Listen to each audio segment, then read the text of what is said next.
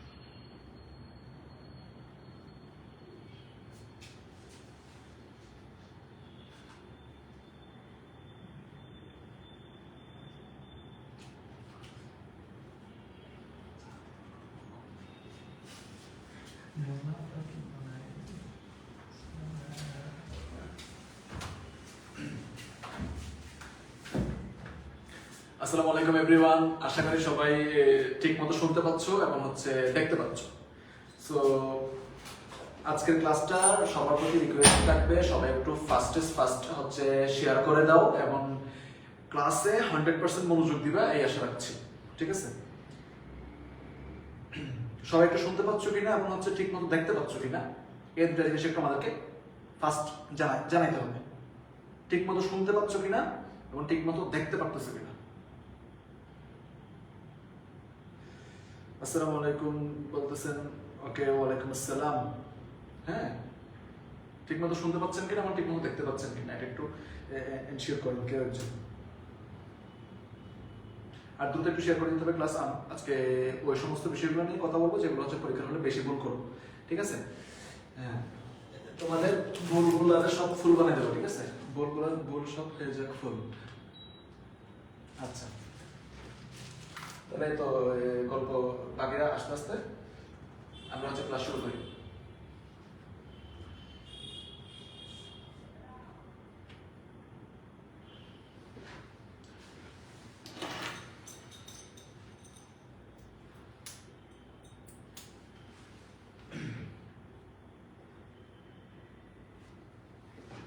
সবাইকে ক্লিয়ারলি শুনতে পাচ্ছি? কোনো ধরনের সাউন্ড সংক্রান্ত কোনো সমস্যা আছে? বলেন, সাউন্ড সংক্রান্ত কোনো সমস্যা আছে? সবাই ঠিক মতো শুনতে পাচ্ছি? Okay fine, let's go. জানি না আলোচনা করবো আজকে, এটা হচ্ছে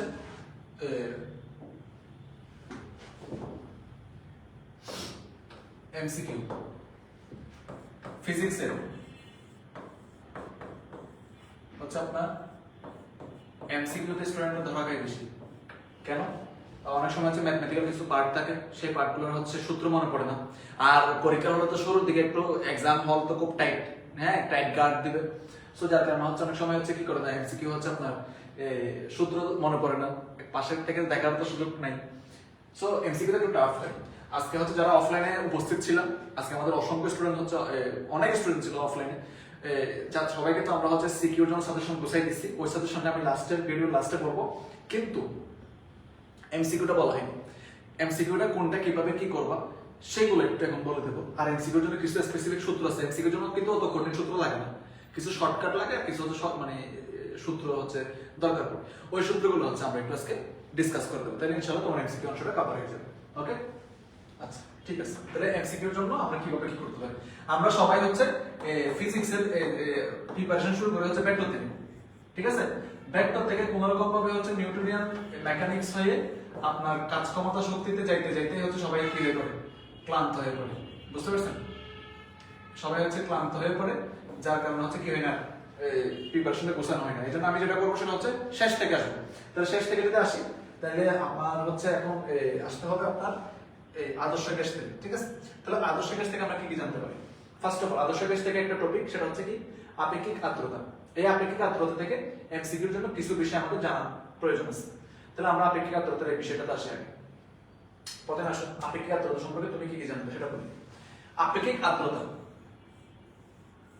আপেক্ষিক আর্দ্রতা বা হচ্ছে রিলেটিভ হিউমিডিটি, এটাকে আমরা আর্দ্রা প্রকাশ করি। উপরে থাকে ছোট এফ, নিচে থাকে বড় এফ। আচ্ছা ঠিক আছে, শোনো ছোট এফ কি জিনিস? ছোট এফ হচ্ছে ওই তাপমাত্রায় বায়ুতে উপস্থিত জলীয় বাষ্পের ভর আর ওই তাপমাত্রায় বায়ু সম্পৃক্ত করতে প্রয়োজনীয় ভর।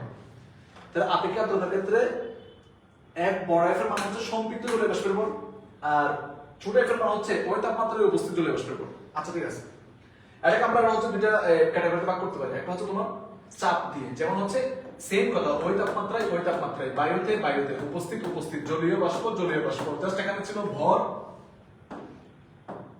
ভরকে রিপ্লেস করে আমরা এখানে দিয়ে দিলাম কি, ভরের জায়গায় কি দিলাম আমরা এখানে চাপ দিয়ে দিলাম। তাহলে একটা সূত্র সমৃদ্ধ হতে কিছু। এবার এটা হচ্ছে, এবার আমরা ওই তাপমাত্রা না বলে কি বলতে পারি, শিশিরাঙ্ক সম্পৃক্ত জলীয় বাষ্পের চাপ, ওই তাপমাত্রাকে সম্পৃক্ত করতে মোট জলীয় বাষ্পের চাপ বা প্রয়োজনীয় চাপ। তাহলে এটা পারতে হবে। এখন টেম্পারেচার উপর ডিপেন্ড করে, তোমার আপেক্ষিক আর্দ্রতার উপর ডিপেন্ড করে তিনটা কন্ডিশন হবে। কি কন্ডিশন কি করতে থাকবে?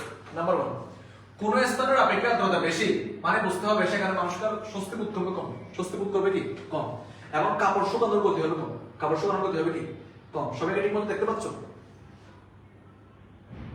আচ্ছা, যারা ঠিক মতো শুনতে না পেলে বা দেখতে অসুবিধা হলে আমাকে বলবেন।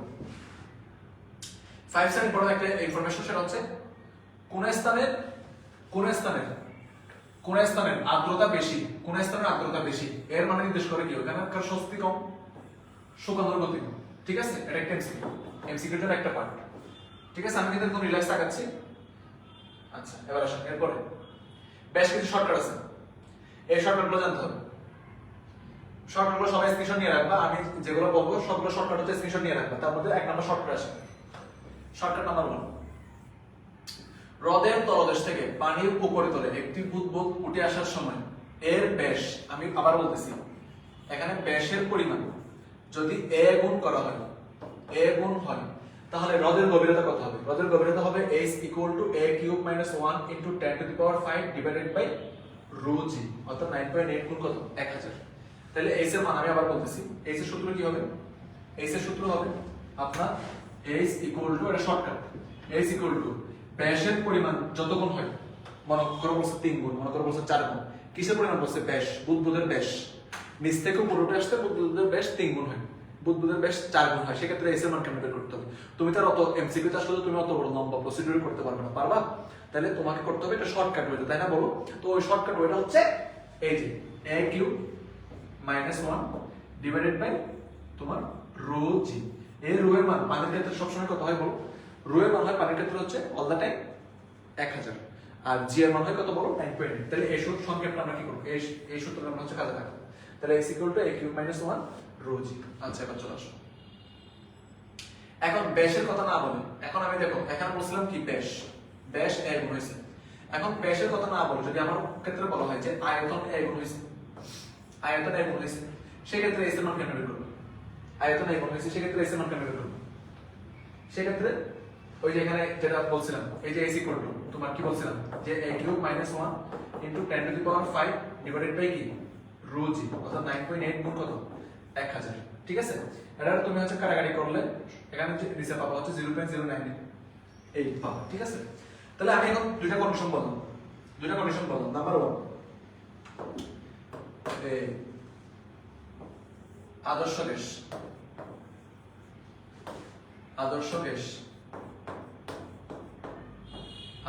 এই অধ্যায় থেকে যদি কোনো প্রশ্ন বুদবুদ সংক্রান্ত এমসিকিউ আসে,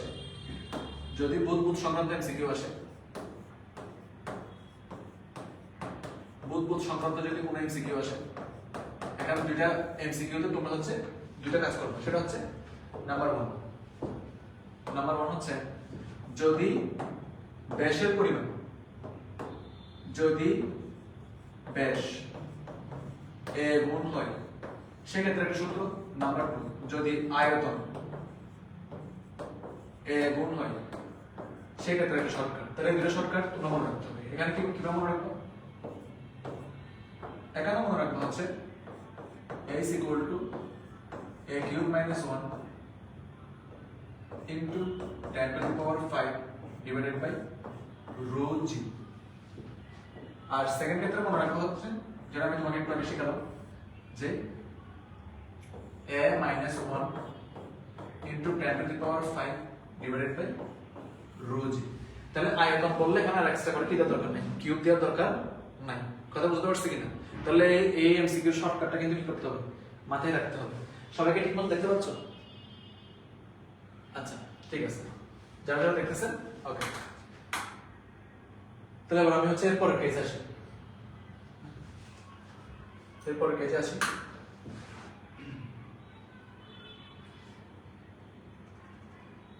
এবার আসো সেকেন্ড হচ্ছে স্থির তাপমাত্রায় আদর্শ গ্যাসের অভ্যন্তরীণ শক্তি এর আয়তনের উপর ডিপেন্ড করে। এটা মাথায় রাখবে, মানে আয়তনের উপর নির্ভরশীল নয়, মানে ডিপেন্ডেন্ট নয়, ইন্ডিপেন্ডেন্ট। নাম্বার 4 আবদ্ধ পাত্রে শিশিরাঙ্ক অপরিবর্তিত থাকে। সিআরএমএস ভ্যালু, গড় ভ্যালু আর হচ্ছে আলফা মান মনে রাখবা। আর নিম্ন তাপমাত্রায় কার্বন ডাই অক্সাইডের স্বাধীনতার মাত্রা 5 দ্বারা হয়। এই শর্টকাটগুলো মনে রাখতে হবে। এটা হচ্ছে দশম অধ্যায় থেকে এই শর্টকাটগুলো আমাকে মাথায় রাখতে হবে। আচ্ছা ঠিক আছে, নেক্সট আসুন। এখন অনেকগুলো সূত্র আছে, ক্লসিয়াস, ম্যাক্সওয়েলের হচ্ছে গড়, এগুলো অনেকগুলো আছে। হ্যাঁ, ক্লসিয়াসের আছে, ম্যাক্সওয়েলের আছে, এগুলো জানবা। এখানে আরেকটা সূত্র খুব ইম্পর্টেন্ট, সেটা হচ্ছে তোমার এই সিআরএমএস এর এই সূত্রটা এমসিকিউর জন্য ইম্পর্টেন্ট। দশম অধ্যায় থেকে সিআরএমএস এর এই সূত্রটা এমসিকিউর জন্য ইম্পর্টেন্ট। এটা 5 স্টার ইম্পর্টেন্ট এমসিকিউর জন্য। সিআরএমএস এর সূত্র, সিআরএমএস ইকুয়াল টু √3RT/m সমান সমান √3PV/nm সমান সমান √3P/ρ। এই সূত্রটা 5 স্টার ইম্পর্টেন্ট এমসিকিউর জন্য। ঠিক আছে, সবাই একবার দেখে নাও। এই সূত্র কিন্তু 5 স্টার ইম্পর্টেন্ট এমসিকিউর জন্য। আচ্ছা নেক্সট আসেন। তাহলে কি কি পাইলাম? নাম্বার 1 পেলাম কি? সিআরএমএস এর সূত্র 3RT/m 3P/nm আর 3P/ρ। এই সূত্রগুলো পাইলাম। আচ্ছা, তাহলে দশম অধ্যায় থেকে সূত্রগুলো ওভারঅল পাবে, তুমি পারবে ইনশাআল্লাহ। এখন হচ্ছে তোমার শিশিরাঙ্ক নির্ণয়ের সূত্র, এটাও অনেক সময় এমসিকিউতে আসতে পারে। শিশিরাঙ্ক নির্ণয়ের সূত্র শিশিরাঙ্ক θ ইকুয়াল টু θ1 মাইনাস এই জি মানে কি গ্লেসিয়ার ধ্রুবক বা গ্লেসিয়ার উৎপাদক। এই গ্লেসিয়ার ধ্রুবক বা গ্লেসিয়ার উৎপাদক অনেক সময় প্রশ্ন দেওয়া থাকে। তাহলে জি ইনটু কি θ1 মাইনাস কি θ2 দিয়ে নির্ণয় করতে, এটা তুমি পারবা। তাহলে দশম অধ্যায়ের সূত্রগুলো মনে রাখবা, পারবা তো। আমি এবার চলে যাবো হচ্ছে তোমার পর্যাবৃত্ত গতি অধ্যায়ে চলে যাবো। আসেন পর্যাবৃত্ত গতির একটু পরে, উল্টা দিকে চলে গেছে।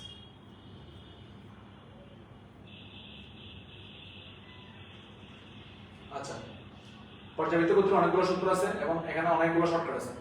তাহলে সবগুলো শর্টকাটে মাথায় রাখতে হবে। পর্যাবৃত্ত গতির মধ্যে আগে কিছু ধ্রুবকের নাম, এইগুলো তুমি পারবে না। পৃথিবীর ব্যাসার্ধের মান কত? 6.4 10 to the power 6। এই ধ্রুবকগুলো তুমি জানো, আমি এমসিকিউর জন্য কেস শট দেখাই দিচ্ছি। ওকে, নেক্সট 1 ঘন্টা সমান 1 দিন সমান, এগুলো তুমি জানো, এগুলো আমাদের লাগবে একটু পরে। এই জিনিসটা যে একটা এমসিকিউ আসে, আমি সেটা দেখাচ্ছি তোমাকে। এই সূত্রটা যে একটা এমসিকিউ আসে, সেই এমসিকিউটা আমি দেখাচ্ছি। দেখো খেয়াল করো সব, হুবহু এই জিনিসটাই পাবা। মনে করো তোমার এখানে দেওয়া আছে 4। এই যে দেখো, আমি আবার দেখা দিচ্ছি কিন্তু সূত্রটা দেখো, d2/dt² প্লাস ω²x এই সূত্র দিয়ে আসবে। আচ্ছা, আমি আগে মোট ফর্মটা আমি তোমার জন্য লিখে রাখি। হ্যাঁ, d2/dt² plus ω²x equal to 0। আমি এখানে এই সূত্রটা লিখে রাখলাম। এই সূত্র দিয়ে একটা এমসিকিউ আসবে। এই এমসিকিউটা দেখাচ্ছি। 4 into d²x/dt² plus 100x equal to 0। প্রশ্নে এই ইকুয়েশনটা দিবে। আমাদের কোয়েশ্চেনের মধ্যে, আমাদের যে কোয়েশ্চেন, এই কোয়েশ্চেনের মধ্যে ভাইয়া এই ইকুয়েশনটা দিবে। দেওয়ার পর তোমাকে জিজ্ঞেস করবে যেখানে উক্ত প্রশ্নে ওমেগা ইকুয়াল টু হোয়াট বা কৌণিক কম্পাঙ্ক ওমেগা ইকুয়াল টু হোয়াট। তাহলে আমাকে এই প্রশ্ন সলভের ক্ষেত্রে প্রথমে কি করতে হবে? আমরা প্রথমে এই ইকুয়েশনটা নিব, এখানে আমি এই ইকুয়েশনটা দিলাম, এটা হচ্ছে আমি সলভ আসছি, এটা তুমি উইদাউট ক্যালকুলেটর সলভ করতে পারবে। এই ইকুয়েশন নেওয়ার পরে এই সূত্রের দিকে তাকান, এখানে কোনো সংখ্যা ছিল না, তাহলে এখানে সংখ্যা দিয়ে দিচ্ছে, কত দিচ্ছে 4। তাহলে প্রথমে কি করব, এখানে 4 দ্বারা ভাগ করব। তাহলে 4 দ্বারা যদি ভাগ করি তাহলে এখানে কি থাকবে? এখানে থাকবে হচ্ছে d square x by dt square plus এটাকে যদি 4 দ্বারা ভাগ করব এটা হয়ে যাবে কত বলবো 25, আর এটা হয়ে যাবে কি x সমান সমান 0। এখন তুমি আমাকে বলো এই সমীকরণের সাথে এই সমীকরণ যদি আমি তুলনা করি তাহলে এখানে ওমেগা স্কয়ারের জায়গায় কি আসছে, ওমেগা স্কয়ারের জায়গায় কি আসছে 25। তাহলে এখন আমি এই কাজটাই করব, এই ওমেগা স্কয়ারের জায়গায় 25 আছে তো, তাহলে আমি এখানে লিখতে পারবো। তাহলে ওই সমীকরণের সাথে তুলনা করে পাই যে ওমেগা স্কয়ার ইকুয়াল টু 25, সুতরাং omega equal to 5, omega equal to 5 এইভাবে বের করে আসতে হবে। এই এমসিকিউটা করতে আমি তোমাকে লং কাট দেখালাম, এই এমসিকিউটা করতে হাইয়েস্ট তোমার 2 থেকে 3 সেকেন্ড সময় লাগতে পারে যদি তুমি র্যাপিডলি বুঝতে পারো। যদি তুমি র্যাপিডলি বুঝতে পারো তাহলে তোমার 2 থেকে 3 সেকেন্ড সময় লাগতে পারে। তাহলে এটা দিয়ে একটা এমসিকিউ আসবে 5 সেকেন্ড ইম্পর্টেন্ট, ঠিক আছে? তাহলে আমি সমীকরণটা আবার বলতেছি ভাই, দেখো যে d square x by dt square plus omega square x, যেখানে ওমেগা হচ্ছে কি কৌণিক কম্পাঙ্ক, কৌণিক কম্পাঙ্ক, যেখানে ওমেগা হচ্ছে কি কৌণিক কম্পাঙ্ক। পারবো কি পারবো না? তাহলে সূত্র দিয়ে একটা ম্যাথ আসে, এখানে ওমেগা মান বের করতে হবে, পারবা। আবার কৌণিক কম্পাঙ্ক বের করতে না বল, সরাসরি কম্পাঙ্ক বের করতে বলতে হবে। সেই ক্ষেত্রে আমি আবার আরেকটা এক্সটেন্ড করব। আরেকটা এক্সটেন্ড করব কিভাবে? সেই ক্ষেত্রে আমি এক্সটেন্ড করব হচ্ছে এখানে আমি লিখব ওমেগা সমান সমান 2 পাই। তাহলে তুমি এখানে ওমেগা মান পেয়ে গেছো কত? 5। তাহলে এই 5 এর মানটা এখানে বসাবো 2 পাই ইনটু f। বাস এখান থেকে এটাকে f এর মান পাইতে হলে 5 কে কত দ্বারা ভাগ করব? 2 পাই দ্বারা ভাগ করব। বাস তুমি হচ্ছে এখানে কি পেয়ে গেছো? কম্পাঙ্ক পেয়ে গেছো। এখন তোমাকে পর্যায়কাল বের করতে বলো। জাস্ট দেখো একটা সমীকরণ থেকে কতগুলো কোশ্চেন দেখাচ্ছে। তোমার জাস্ট এই কোশ্চেনটা দিয়ে তোমার বললো যে এখান থেকে পর্যায়কাল বের করো। তাহলে পর্যায়কাল বের করতে হলে সেম প্রসিডিউর। তোমাকে আগে প্রথমে কি বের করতে হবে? ওমেগা বের করতে হবে। ওমেগা বের করার পরে তুমি চাইলে এখানে ওমেগা সমান লিখতে পারবা, যে এখানে ওমেগা সমান সমান লিখতে পারি ওমেগা সমান সমান কি 2 পাই বাই t। বাস এখান থেকে তুমি চাইলে পর্যায়কাল বের করতে পারো। তাহলে একটি ইকুয়েশন দিয়ে তোমাকে আমি দেখালাম যে ভেরিয়েবল কতগুলো কোশ্চেন আমাদের সলভ করা যেতে পারে। একটা হচ্ছে কি পর্যায়কাল সলভ করা যেতে পারে, একটা হচ্ছে কি কৌণিক কম্পাঙ্ক সলভ করা যেতে পারে, কম্পাঙ্ক সলভ করা যেতে পারে, আর হচ্ছে কি তোমার পর্যায়কালও সলভ করা যেতে পারে। এখন আমি একটা ইকুয়েশন দিচ্ছি, তোমরা দেখে আমাকে কুইকলি বলবা যে এই ইকুয়েশনের ক্ষেত্রে পর্যায়কাল কত হবে, পর্যায়কাল কত হবে, বা হচ্ছে কৌণিক কম্পাঙ্ক কত হবে, এই জিনিসটা বলবো। আমি এখানে দেখেন d square x by dt square plus omega square x না লিখে জাস্ট তোমার এখানে ওমেগা স্কয়ার জায়গায় কি দিয়ে দিবে, মনে করো 400 দিয়ে দিছি, x ইকুয়াল টু 0। এই এমসিকিউটা মনে করে দিছি, এই এমসিকিউটা দিছি, এই এমসিকিউটা দিয়ে তোমার এখানে মনে করে ইকুয়াল টু 0 দিছে, 0 দিয়ে তোমাকে জিজ্ঞেস করছে এখানে যে ওমেগা ইকুয়াল টু হোয়াট। এখন তোমরা আমাকে বলো এখন ওমেগার মান কত হবে? অপশন এ দিছে মনে করো হচ্ছে 400, 400 দিছে। অপশন বি তে মনে করো হচ্ছে তোমাকে দিছে হচ্ছে 200, অপশন সি তে মনে করো তোমার দিছে হচ্ছে 100, আর অপশন ডি তে মনে করো তোমার দিছে 25। বলো তো आंसर। এখান থেকে অপশন ডি তে মনে করো তোমার 25 কত? আচ্ছা অপশন বি তে মনে করো তোমার 10 দিছে। বলো কোনটা হবে? এখন ওমেগা মান কত হবে? এ বি সি ডি কোনটা হবে?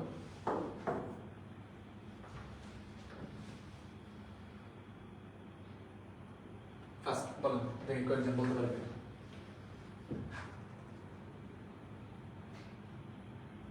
কত হবে বলেন?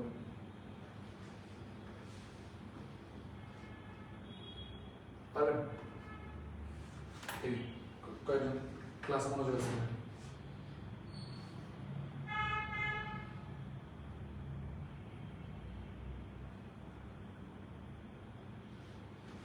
কত হবে দেখেন आंसर বলো, কত হবে आंसर?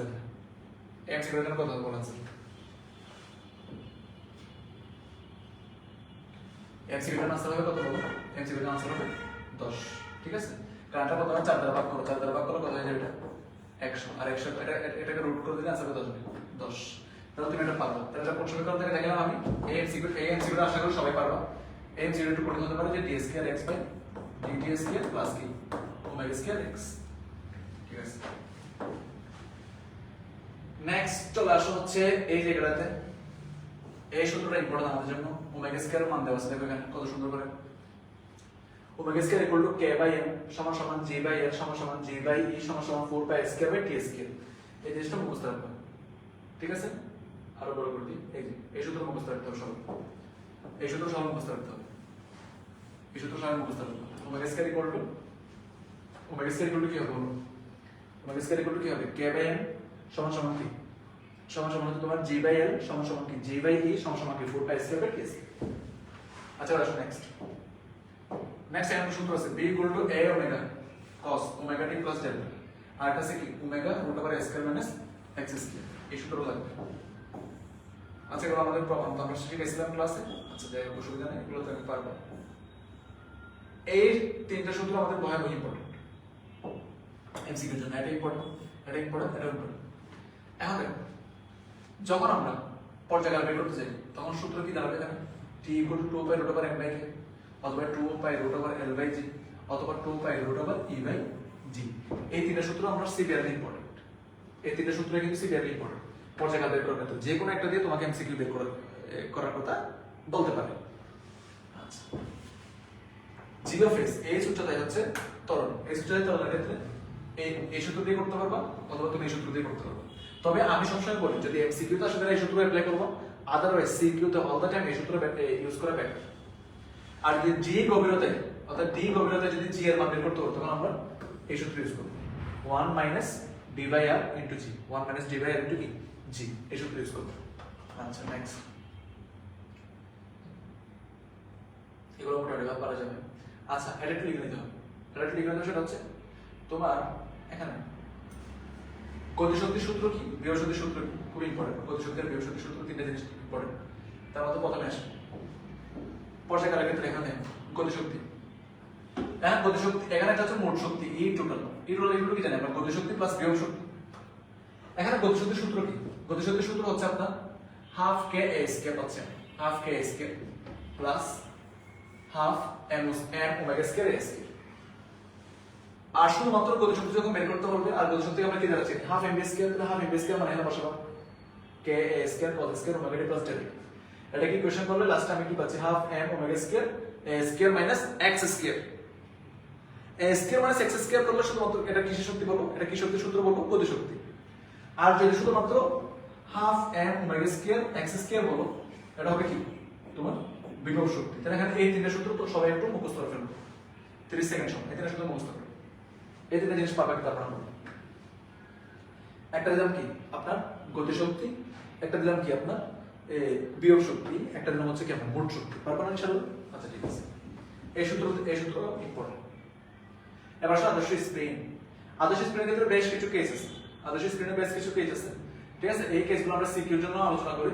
তোমরা যারা সিকিউর জন্য হচ্ছে রেক্টো স্ক্রিনশট নিয়ে নাও, ঠিক আছে? রেক্টো এসএস নিয়ে নাও তো কুইক, সিকিউর জন্য রেক্টো এসএস নিয়ে নাও। এই টপিকটা একটু পরে যাইও। আমি সিকিউর জন্য কয়টা জিনিস দেখাই দিচ্ছি। সিকিউর জন্য এখানে f = kx - kx এই জিনিসটা ইম্পর্টেন্ট, সমান সমান মাইনাস x, এটা ইম্পর্টেন্ট। এবং স্প্রিং এর ভর বিবেচনা করে আমরা পর্যায়কাল বের করতে হলে তখন এভাবে বের করতে হবে, ঠিক আছে? আচ্ছা এগুলো একটু তুলে যেটা বললাম, এটা একটা অ্যাসেসমেন্ট, এটা একটা অ্যাসেসমেন্ট, ঠিক আছে?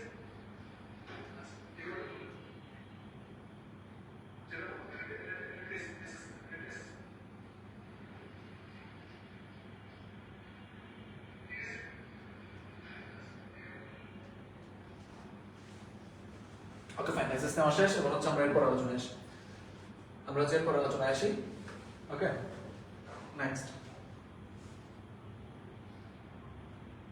একটি আদর্শ সরল দোলক, একটা আদর্শ সরল দোলকের এই কেসটা হচ্ছে আমরা সৃজনশীলের জন্য আলোচনা করছি। লিফটে সরল দোলক এটা আসতে পারে এমসিকিউ, লিফটে সরল দোলক এটা আসতে পারে। আমরা এই সূত্রটা দেখা দিচ্ছি লিফটে সরল দোলক, লিফটে সরল দোলক ভালো করে দেখেন। লিফটে সরল দোলক সমবেগে চলবে, জাস্ট কি হবে 2/√L/g। এখানে g এর মানের মধ্যে কোনো চেঞ্জ দেখতে পাচ্ছি না, কারণ সমবেগের ক্ষেত্রে কোনো ধরনের কি থাকে না, ত্বরণ থাকে না, ত্বরণের মান কত হয়, শূন্য হয়। দ্যাটস ওয়াই এখানে জাস্ট L/g। যখন আমি নিম্নগামী বলবো, লিফটের ক্ষেত্রে আপনাকে কি করতে হবে, মাইনাস করতে হবে। তাহলে তখন আমি কি করছি, g মাইনাস a। যখন আমাকে ঊর্ধ্বগামী বলবো তখন হচ্ছে t = 2/√, কি করতে হবে, L/g + a। তাহলে এই তিনটা জিনিস মাথায় রাখতে হবে। আচ্ছা,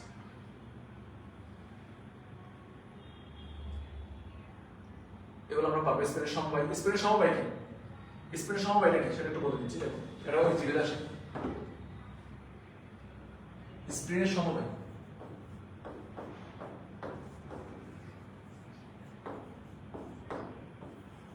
স্পিনের সমবায় এই টপিকটা অনেক এমসিকিউ অনেক সময় আসতে দেখা যায়, খেয়াল করবেন। একটা স্প্রিন,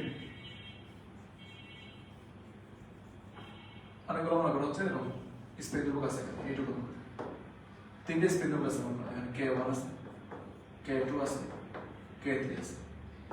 এদের ক্ষেত্রে আমি যখন সমবায় বের করতে যাবো, এটা যখন শ্রেণী সংযোগ আছে না, এটা হবে রোধের উল্টো। শ্রেণীতে দেখলে আমরা রোধের ক্ষেত্রে কি করতাম, যোগ করতাম, আর সমান্তরালে 1/, করতাম। তাহলে আমরা এখানে 1/, করতে হবে। তাহলে কিভাবে করতে হবে, 1/k = 1/k1 + 1/k2 + 1/k3।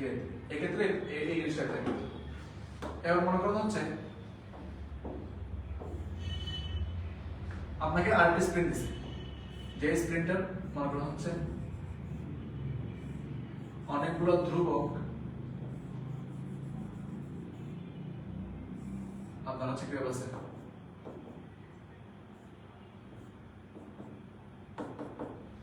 এই ক্ষেত্রে মনে করেন স্প্রিনটা হচ্ছে আপনার এখানে আছে মনে করেন K1, K2, K3 এভাবে আছে। এই ক্ষেত্রে আপনি কি করতে হবে, এই ক্ষেত্রে আপনার সরাসরি লিখতে পারেন যে K = K1 + K2 + K3। তাহলে আমি আলটিমেটলি এটা কি বের করব, স্প্রিনের সমবায়। আমি আলটিমেটলি এটা কি বের করব, স্প্রিনের সমবায়। তাহলে এই কেসগুলো যদি আসে তাহলে ইনশাআল্লাহ আমরা পারবো। আচ্ছা, নেক্সট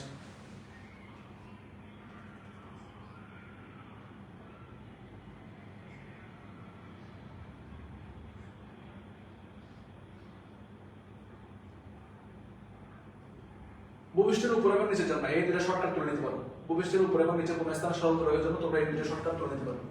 এই দুটো শর্টকাট 5 স্টার মধ্যে, ভূপৃষ্ঠের উপর এবং নিচে যে কোনো জায়গার জন্য এই দুটো শর্টকাট 5 স্টার, এই দুটো শর্টকাট করে নিতে পারো।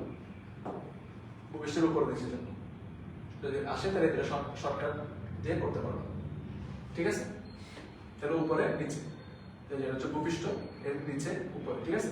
এই দুটো শর্টকাট করে নাও। তাহলে কোন সময় হচ্ছে যদি নেগেটিভ হয় আর যদি পজিটিভ হয় তাহলে কি হবে, দ্রুত চলবে, সময় লাভ করবে, অর্ধদোলন বেশি দিবে। আর যদি নেগেটিভ হয় তাহলে দূরত্ব আস্তে চলবে, সময় হারাবে, অর্ধদোলন কম দিবে। মনে রাখবে এখানে টি এর মান, টি মানে সময়কাল। সময়কালটা কি, পার ডে তো হতে পারে, পার আওয়ার হতে পারে, ঠিক আছে। পার আওয়ার, পার ডে হলে কত 8400, আর পার আওয়ার হলে এটা হচ্ছে পার আওয়ারের হিসাব। পার আওয়ারে কত 3600। তাহলে টি এর মান জানো, এন হচ্ছে হারানো সময়, কত সেকেন্ড হারাইছে। তাহলে আমরা এখানে কি করছি দেখো, যখন আমি বলছি কোন স্থান যখন উপরে, যখন সেটা প্লাস মাইনাস দুটোই হতে পারে, পজিটিভ হতে পারে, নেগেটিভ হতে পারে, ঠিক আছে। আমরা পজিটিভ এর ক্ষেত্রে প্লাস দিলাম, নেগেটিভ এর ক্ষেত্রে মাইনাস দিলাম। তাহলে এই কনসিকুয়েন্স গুলো তুলে রাখো। এটা 5 star important MCQ for MCQ. তাহলে আমরা হচ্ছে এখন কোন দেখালাম, এখন দেখালাম হচ্ছে তোমাদের এই পর্যাবৃত্ত গতি যতগুলো এমসিকিউ প্রবাবল সাইন আছে, মানে প্রবাবল জায়গা আছে, সবগুলো দেখালাম। স্প্রিনে কাটাকাটির ব্যাপারটা তোমাদের সিভিতে লাগতে পারে, বাট আর বাকিগুলো লাগবে না। আচ্ছা, এখানে কিছু শর্টকাট আছে, এই শর্টকাট দিতে পারো, যে এই শর্টকাট সবার শিখে যাওয়া উচিত। সেটা হচ্ছে 2 নম্বরটা, একটি সরল দোলকের দোলনকাল x% বৃদ্ধি করতে এর কার্যকরী দৈর্ঘ্য কেমন হবে। একটি সরল দোলকের দোলনকাল x% বৃদ্ধি করতে এর কার্যকরী দৈর্ঘ্য কেমন হবে। কার্যকরী দৈর্ঘ্য হবে যে L2 = 1 + 0.01 square x * t, 0.01 x plus into square into কি L1। সবাই লেখো যে x% বৃদ্ধি করলে এর কার্যকরী দৈর্ঘ্য হবে L2 = 1 + 0.01 x into square into L, 0.01 x L square into কি L1। এই সূত্রটা 5 স্টার ইম্পর্টেন্ট আমাদের, কারণ এরকম ম্যাথ আমাদের অনেকবার আসতে দেখা গেছে যে একটি সরল দোলকের দোলনকাল x% বৃদ্ধি করতে 100% বৃদ্ধি করছে, 30% বৃদ্ধি করছে, 60% বৃদ্ধি করছে, এমন ক্ষেত্রে কিভাবে কি করতে হবে, ঠিক আছে? এই জিনিসটা করবো। আচ্ছা নেক্সট, এবারে পরে একটা সরল দোলকের দোলনকাল যদি x% হ্রাস পায়, ভবের যদি x% হ্রাস পায়, সেক্ষেত্রে দোলনকাল কেমন হয়? সেক্ষেত্রে দোলনকাল এই যে এটা না, এটা লিখে রাখো। টি অফ মোড মানে কি? চাঁদে নিয়ে গেলে, চাঁদে নিয়ে গেলে একটা সেকেন্ড দোলকের দোলনকালের কি করতে হবে? কি করতে হবে? √100 মাইনাস এই এখানে 100 মাইনাস x করতে হবে ইনটু কি? T of earth. কত বুঝতে পারছি? তাহলে এই সূত্র অ্যাপ্লাই করব যখন চাঁদ পৃথিবী এরকম গ্রহ উপগ্রহের মধ্যে ট্রান্সফার কথা বলবো। তাহলে এগুলো পারা যাবে ইনশাআল্লাহ। আচ্ছা এগুলো নিয়ে আলোচনা করা শেষ। এবারে হচ্ছে আমরা সপ্তম অধ্যায়। সপ্তম অধ্যায় থেকে আমাদের খুব সহজ সহজ এমসিকিউ আসে। সপ্তম অধ্যায় আসে পদার্থের গাঠনিক ধর্ম। আচ্ছা এর সাথে কিছু সহজ সহজ এমসিকিউ আসে, যেমন বিভিন্ন ধরনের বিকৃতি। বিকৃতি কি আছে দেখো? দৈর্ঘ্য বিকৃতি, আকার বিকৃতি, আয়তন বিকৃতি আছে না? আচ্ছা এগুলো পারবো। দৈর্ঘ্য পীড়ন, আকার বা কেন্দ্র বা বিবর্তন পীড়ন, আর হচ্ছে কি? আয়তন পীড়ন। এই তিনটা জিনিস শিখতে হবে। তার মধ্যে আমি এবার কিছু সূত্র বলে দিচ্ছি, সেগুলো খেয়াল করো।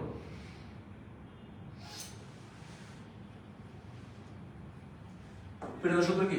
F/A। এখানে F/A সূত্র দিয়ে L/L, এটা হচ্ছে বিকৃতি। L/L পাইলাম, FL/L, MGL/L, আর এই যে লিখলাম কি? পাই আর স্কয়ার। এটা জাস্ট পীড়নের সূত্র। এবার কি কাজের সূত্র? Half into FL। এবার F এর মানটা এখানে বসালাম। F এর মানটা এখানে বসিয়ে আমি পাচ্ছি কি? এখানে আমি কি পাচ্ছি? হাফ ইনটু FL পাশাপাশি এখানে আমি কি পাচ্ছি? Half into YAL square by বড়। আচ্ছা ঠিক আছে। এবার সঞ্চিত শক্তি, একক আয়তন সঞ্চিত শক্তি, একক আয়তন সঞ্চিত শক্তি সমান সমান হাফ ইনটু পীড়ন গুণ বিকৃতি। হাফ ইনটু পীড়ন গুণ বিকৃতি। তাহলে এখন শক্তির জন্য কি লিখছি? FL, আর আয়তনের জন্য লিখছি AL। এটাকে সুন্দর করে কোলাবোরেশন করলে আমি পাচ্ছি কি? হাফ YL স্কয়ার বাই এই ছোট l স্কয়ার বাই বড়। তাহলে এটা হচ্ছে কখন? এটাই হচ্ছে তোমার একক আয়তন সঞ্চিত শক্তি। আর এটা হচ্ছে সাধারণভাবে তোমার কৃতকাজ, ওই স্প্রিং দ্বারা কৃতকাজ বা হচ্ছে স্থির বস্তু দ্বারা কৃতকাজ। সেক্ষেত্রে তোমার এই সূত্র ইউজ করতে হবে। তাহলে এই দুটো সূত্রের মধ্যে একটু পার্থক্য আছে, ঠিক আছে? তাহলে এই দুটো সূত্র অবশ্যই পড়তে হবে আপনাদের। আচ্ছা তাহলে নরমালি আমি এখানে সূত্র কি জানি বলো? নরমালি হচ্ছে পীড়ন সূত্র আমরা কি জানি?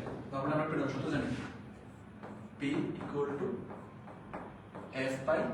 P equal to আমরা জানি কি? F/L। আবার এই F সমান কি জানি? mg আর mg/L। এখন মনে করো সামহাউ তোমার দিশা হচ্ছে ইয়ং গুণক দিশা।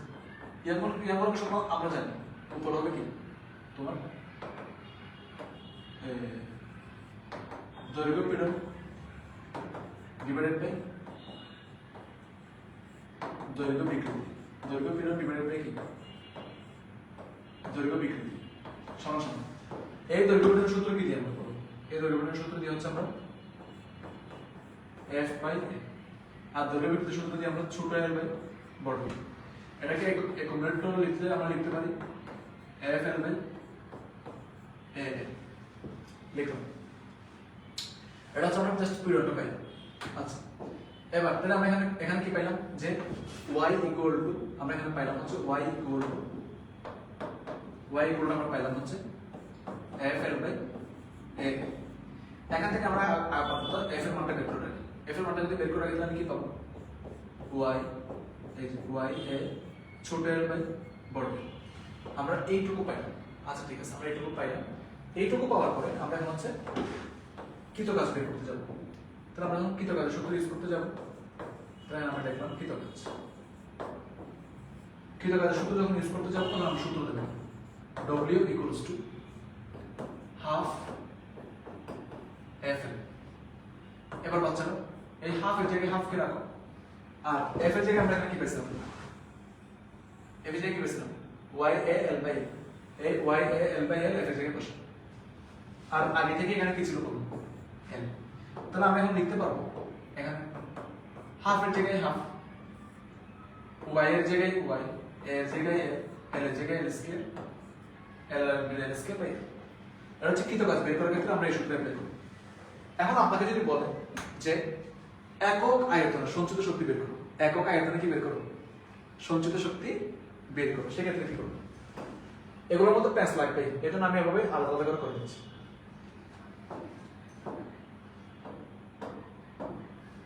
এবার আমি আসেন একক আয়তনটা করে দিচ্ছি। একক আয়তন যদি সঞ্চিত শক্তির কথা বলে, যদি বলে একক আয়তন,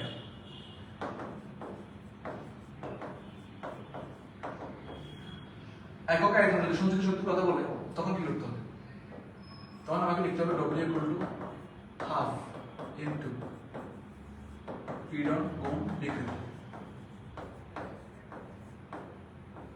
হাফ ইনটু পীড়ন গুণ বিকৃতি। এখন আমার মজার ব্যাপার হচ্ছে এই জিনিসটা আমি কিভাবে লিখতে পারি? একক আয়তন সঞ্চিত শক্তি কে আমরা হচ্ছে ইউ দ্বারা প্রকাশ করলে, এখানে মনে করি আমি ইউ দ্বারা প্রকাশ করলাম, ইউ দ্বারা প্রকাশ করলাম, তাহলে আমি এখানে মনে করি হচ্ছে ইউ লিখলাম, লিখে হচ্ছে আমি লিখলাম যে উপরে লিখলাম ডব্লিউ, নিচে লিখলাম বি। এই ডব্লিউ এর মান আমি কি জানি? Half F N divided by B সমান। এবার এই ডব্লিউ মান তো আমরা একটা জানি, সেটা হচ্ছে কি হাফ ওয়াই এই যে এ এল স্কয়ার বাই এল, নিচে আছে কি বলবো বি। বি মানে কি? বি এর মধ্যে কি আছে? বি এর মধ্যে আছে হচ্ছে এ এল, তাহলে আমি বি এর মধ্যে এ এল আছে, এই এ এল টাকে আমি লিখব। এখন আমাদের কাছে হলো এর মানটাকে হচ্ছে ক্যালকুলেশন করা। তাহলে আমরা যদি এই মানটাকে ক্যালকুলেশন করতে চাই, তাহলে আমি কি পাবো? এখানে আমি যেটা পাবো সেটা হচ্ছে এই হাফের জায়গায় হাফকে রাখলাম, এ আর এ বাদ চলে যাবে, বাদ চলে গিয়ে এখানে কিন্তু Y L square by L ছিল, ঠিক আছে, যেটা আমরা এই আগে পাইছি আর কি, এই জায়গা থেকে Y L square by L ছিল। তাহলে এ এর ওটাকে সুন্দর করে সাজিয়ে লিখলে আমি পাবো হচ্ছে, এবার এখানে থাকবে হচ্ছে Y Y L square by L. তাহলে হচ্ছে একক আয়তনে সঞ্চিত শক্তি, একক আয়তনে সঞ্চিত শক্তি, বাস। তাহলে তোমাদের এইটুকু বেসিক থাকা লাগবে। তাহলে তিনটা জিনিসের মধ্যে আমি পৃথক করে দিলাম, কোনটা কোন ক্ষেত্রে ইউজ করবো, ঠিক আছে? এই তিনটা জিনিসকে আমি পৃথক করে দিলাম, কোনটা কোন ক্ষেত্রে ইউজ করবো, কোনটা কোন ক্ষেত্রে ইউজ করবো, সেই মোতাবেক এমসিকিউতে কি চাইছে, সিকিউতে কি চাইছে, সেই মোতাবেক তোমার হচ্ছে কি করতে হবে, কাজ করতে হবে। আমরা সবাই হচ্ছে ব্যাপারগুলো ক্লিয়ার বুঝতে পারছি এখানে। আচ্ছা ঠিক আছে, এবার হচ্ছে নেক্সট, আমি হচ্ছে নেক্সট চলে যাই, আমাদের নেক্সট ইস্যুতে চলে যাই। আসেন এবার আমরা এটাকে এগুলো বুঝতে পারছি, আমরা এগুলো পারবো ইনশাআল্লাহ। প্রয়োজন অনুপাত, প্রয়োজন অনুপাত কি? প্রয়োজন অনুপাত হচ্ছে, প্রয়োজন অনুপাত একটু বলে দিই। প্রয়োজনের অনুপাত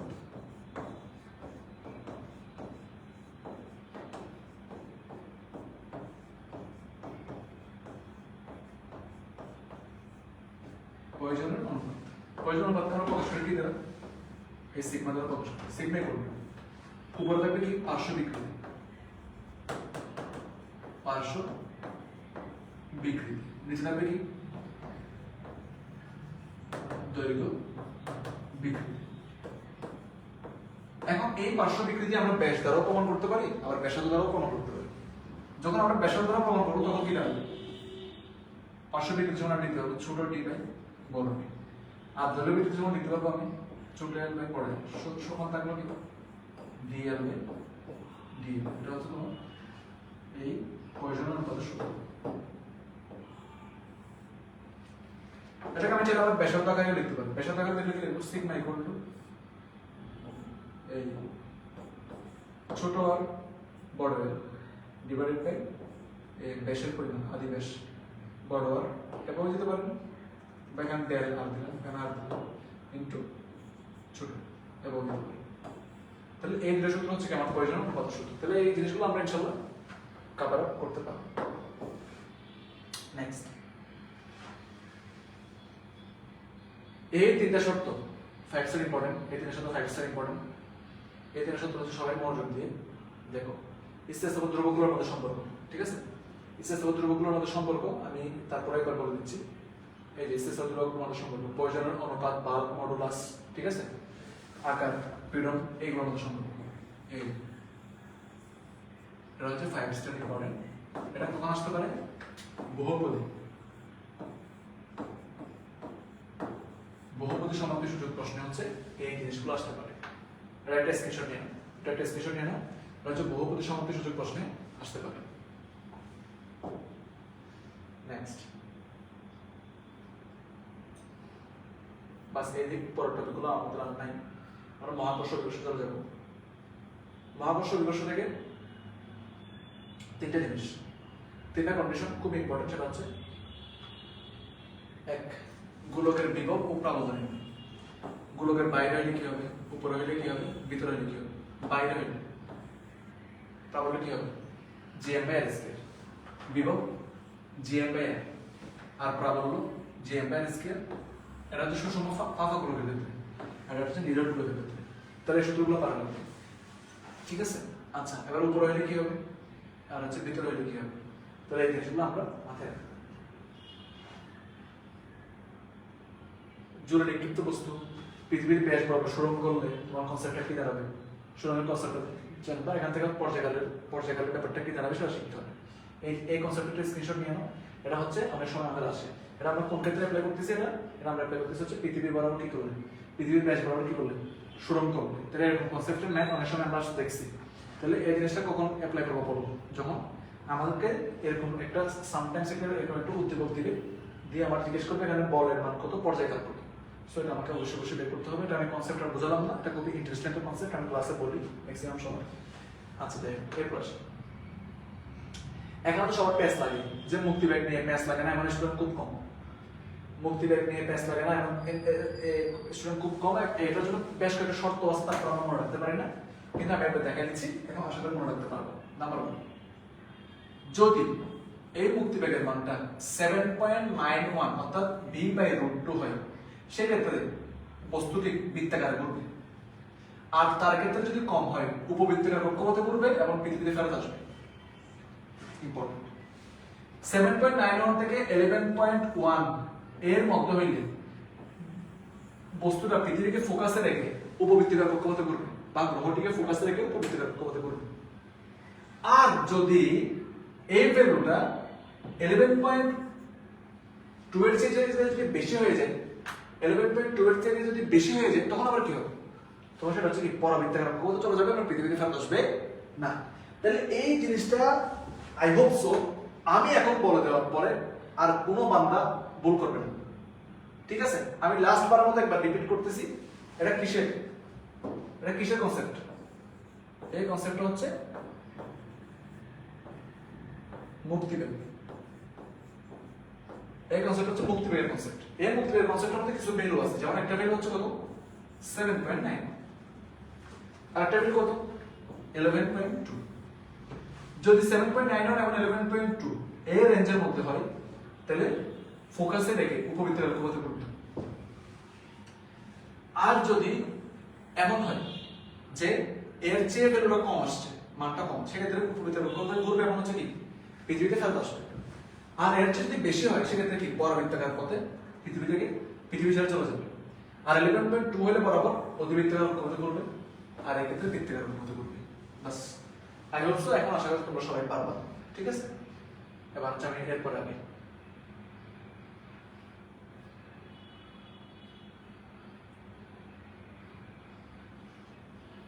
তোমাদের মোটামুটি পারবে ইনশাআল্লাহ। কাজ করার সূত্রে দেখে এই জিনিস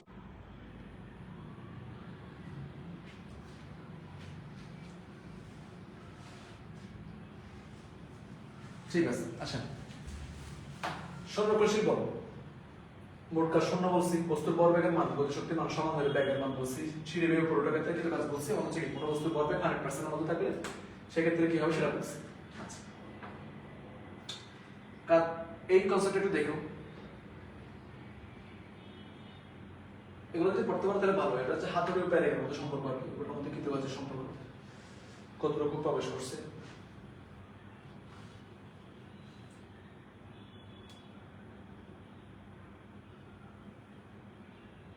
এই কনসেপ্টটা তো 5 স্টার ইম্পর্টেন্ট আমাদের জন্য, এটা অবশ্যই দেখে দিতে হবে।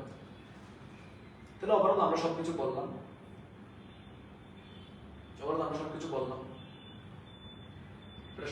এটা পারবা, এই জিনিসটা 5 স্টার। কাজ ক্ষমতা শক্তির এই জিনিসটা 5 স্টার, এটা একটু স্ক্রিনশট নিয়ে নাও।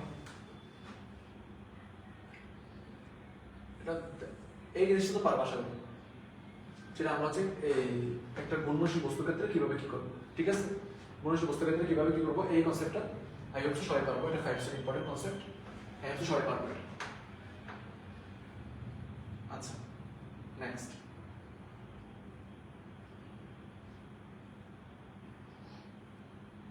তাহলে এগুলো আমি আর বললাম না। এটা ল্যাঙ্গাটা ঘর্ষণ ফ্রিকশন, এই ঘর্ষণ ফ্রিকশন থেকে এটা এই প্রকারভেদ থেকে একটা এমসিকিউ আসতে পারে, এই প্রকারভেদ থেকে একটা এমসিকিউ আসতে পারে, এই জিনিসটা একটু দেখে যাবা, ঠিক আছে? আচ্ছা